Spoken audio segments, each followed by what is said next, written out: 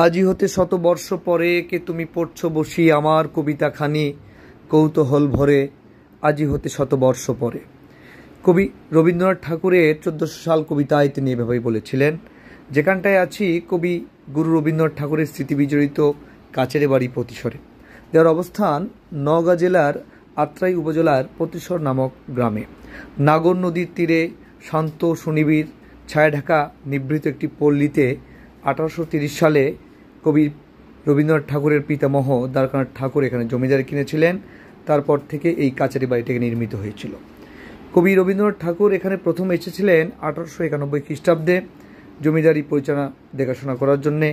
এখানেই বসে তিনি লিখেছেন রাজনৈতিক উপন্যাস গোরা, ঘরে বাইরে, লিখেছেন নাগর নদীকে কেন্দ্র করে আমাদের ছোট নদী চলে বাঁকে বাঁকে, বৈশাখ মাসে তার হাঁটু জল থাকে।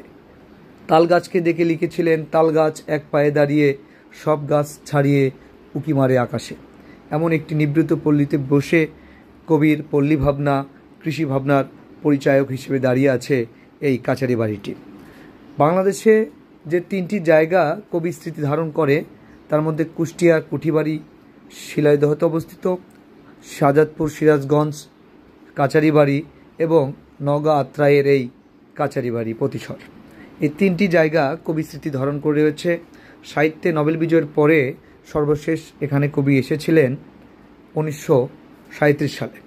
কবি স্মৃতি ধারণ করে আজও দাঁড়িয়ে আছে সংস্কৃতি মন্ত্রণালয়ের তত্ত্বাবধানে এবং নওগাঁ জেলা প্রশাসন, আত্রাই উপজেলা প্রশাসনের আয়োজনে প্রতি বছর 25শে বৈশাখে এখানে রবীন্দ্র মেলার আয়োজন করা হয়। সুন্দর মনোরম পরিবেশে কবিকে স্মরণ করা হয়। আজও স্মৃতিধন্য হয়ে দাঁড়িয়ে আছে এই নিভৃত পল্লীতে কাচারি বাড়িটি। কবি এখানে কালীগ্রাম ইনস্টিটিউট গড়ে তুলেছিলেন, 1905 সালে পুরাতন কৃষি ব্যাংক গড়ে তুলেছিলেন এবং মৃৎশিল্পের সহযোগিতায় তিনি এটি অবদান রেখেছিলেন। কবিগুরু রবীন্দ্রনাথের স্মৃতির প্রতি শ্রদ্ধা জানিয়ে কাচারি বাড়ির আজও দাঁড়িয়ে আছে বাংলার বুকে এবং নওগাঁ জেলার আত্রাইয়ের এই জায়গাটায় একদম নিভৃত পল্লীতে কবি স্মৃতি বহন করে আজও দাঁড়িয়ে আছে। এমন একটি শান্ত সুনিবিড় ছায়াঢাকা গ্রামের পথ যা শত বছর আগেও সরব ছিল কবির পদচারণায়। এমন একটি জায়গা থেকে আপনাদেরকে ধন্যবাদ জানাচ্ছি। এই কাচারি বাড়ির এই পেছনটায় গাছে ঢাকা শান্ত স্নিগ্ধ একটি জায়গা। এখানে বাংলাদেশের যে জায়গাগুলোতে কবি রবীন্দ্রনাথের, বিশ্বকবি রবীন্দ্রনাথের পদচারণা পড়েছিল তার মধ্যে নওগাঁর আত্রাই উপজেলার এই জায়গাটি পতিশরের কাচারি বাড়িতে তিনি আসতেন এবং এখানে তার কিছু বিখ্যাত কবিতা এখানেই রচিত হয়েছে। ছোট নদী কবিতা, পাশের নাগর নদ, এবং এখানে এক পায়ে তাল গাছ এক পায়ে দাঁড়িয়ে সব গাছ ছাড়িয়ে কবিতা লেখা হয়।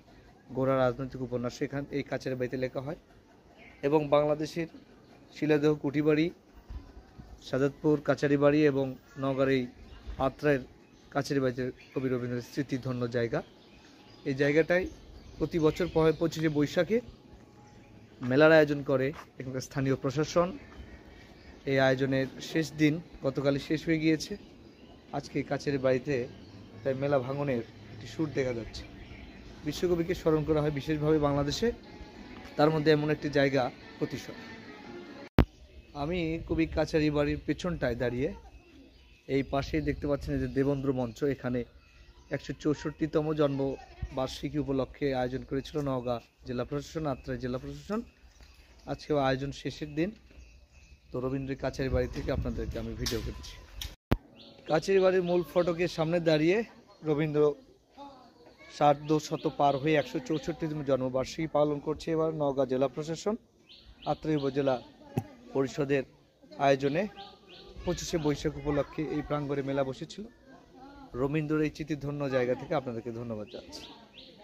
বসেই নীরবে নিভৃতে তিনি কবিতা লিখতেন, এমন একটি জায়গা থেকে আপনাকে ধন্যবাদ জানাচ্ছি।